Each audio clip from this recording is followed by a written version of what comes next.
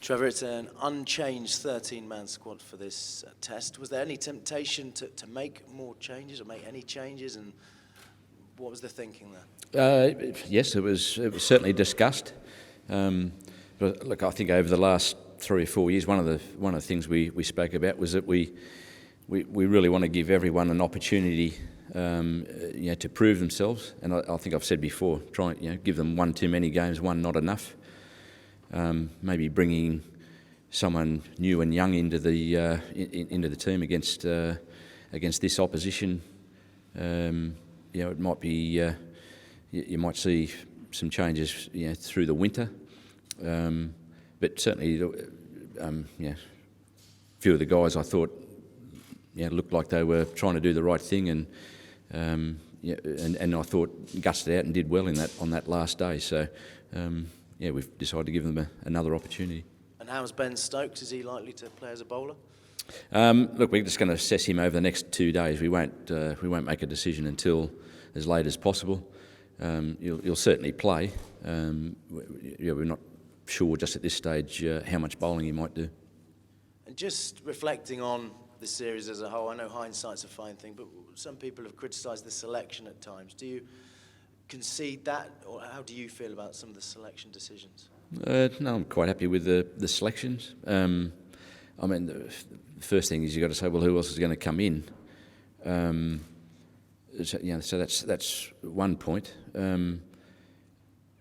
But look, after 3 tests in this series, it was either team could have been up 3-0. I thought. We had our chances in the at 8 for 120 in the first test. Second test, we finished on top when at the end of the game with being a draw. The third test, Australia could have won that. They could have won the first 2 as well. It was just, was fairly, as I said, it could have been 3-0. So either way, if you think about it that way, the selections, we couldn't have got it too wrong. Do you think Jason Roy's still got a test future? Look, he's certainly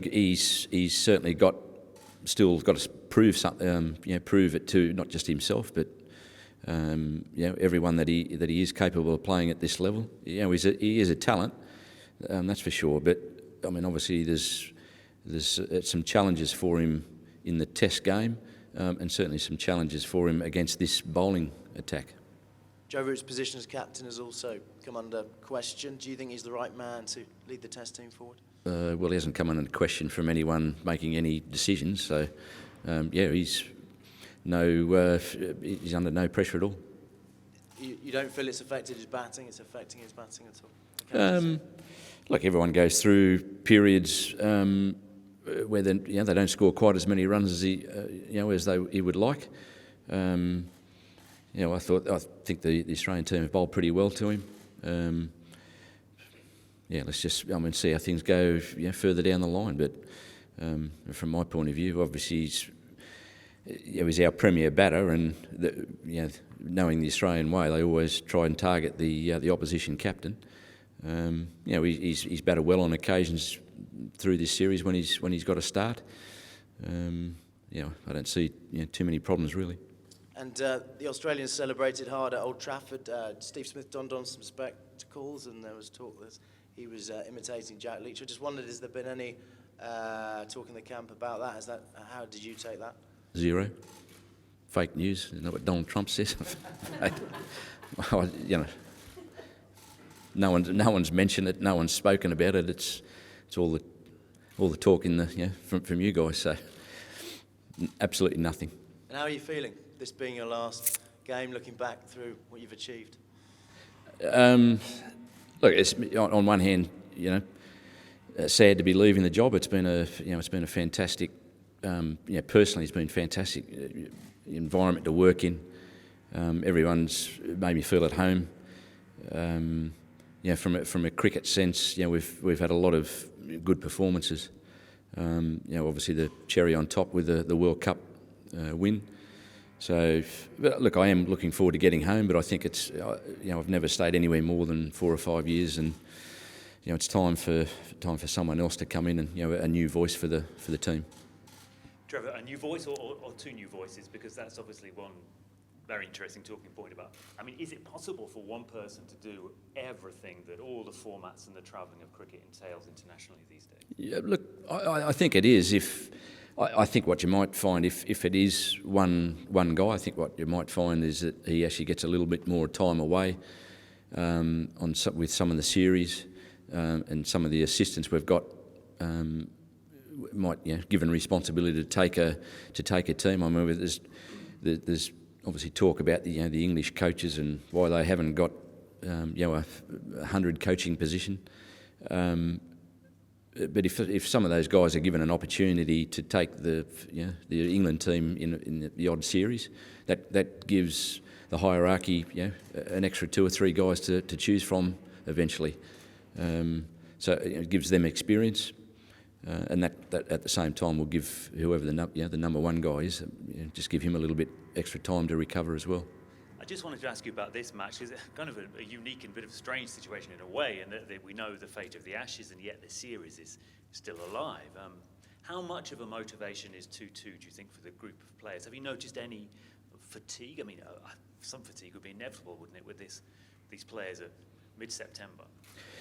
Look, I think, I mean, they would say not. I mean, they're young professional sportsmen. But I think in the long run, it has been a long, not just 6 months, but the last few years has just been very long and tough at times. Our team has actually, at one stage we were sort of going down the track of almost having 2 different teams. There was a few crossover. Just recently, we've got a number of guys that are in both teams now. Strangely enough, it's probably turned around. The Australian team have sort of gone that way, for this series, where in the past they've had the same bowlers, for example, in both teams. So I'm sure there is I'm sure fatigue, is a small part of it. But from the match itself, I mean, we spoke about it after the last game that to get it back to 2-2. I mean, obviously, nowadays with the Test Championship, that means a lot as well. The boys would like to be competing in that final in a couple of years' time, and obviously, to draw a series and not lose one, I don't think you need any more motivation than that. Well, Trevor, if you go back to the start of your tenure here, was at a time when they'd made a decision about the one-day game and a solid plan going forward with clear targets. Does losing the Ashes at home, or potentially the series as well, does that represent, do you think, as you leave, a chance to do that for Test cricket? I mean, look, when I first came over, I mean, I think the World Cup was fresh in people's minds, so that was, and England didn't play very well at that 15 World Cup. So I think that sort of got a little bit more publicity than in fact. When I spoke to Andrew Strauss, it was very much about both Test match cricket and white ball cricket. But the white ball side of things seemed to grow legs and became the most important thing. I mean, from my point of view, I'd like to think I'm a traditionalist and like the Test match game. And I can tell you, I mean, I didn't go easy, planning or coaching the Test team compared to the white ball team. So, I mean, after this, look, I'm sure in most 4-year cycles with most countries, I think would sit down and actually have a look at both white ball and Test cricket, where they're at and what they have to do to. I'm sure everyone's planning on winning the World Cup and the Test match championship. So. But only one team can do that. But everyone, I'm sure, goes through the same planning and hard work. A few more, Rory, behind. Trevor, just comparing going back to 2015, comparing the two teams, are you leaving a stronger team than the one you picked up? Well, it's certainly a different one. I mean, when you take out players of Alastair Cook's pedigree, who was in the team. Bell was in the team. I mean, we've missed Jimmy Anderson in this series, and it's no secret that we've been looking for not just those replacements, but yes, 2 or 3 other positions in the team, and guys to get up to speed in the Test arena. So I'd say it's still a work in process.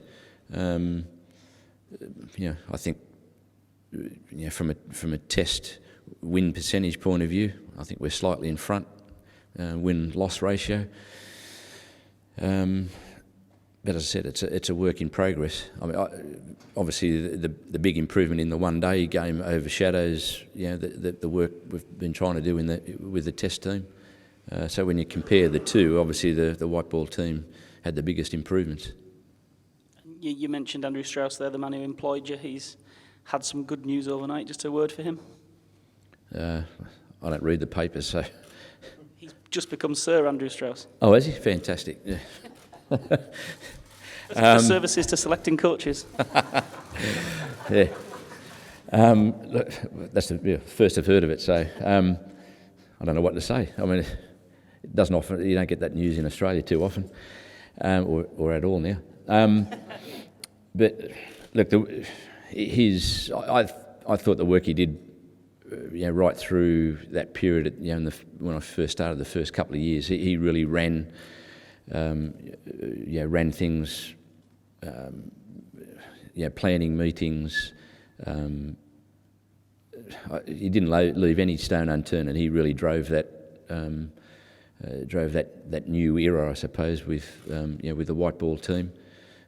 We certainly didn't leave out the Test cricket either. It was very much a focus as well.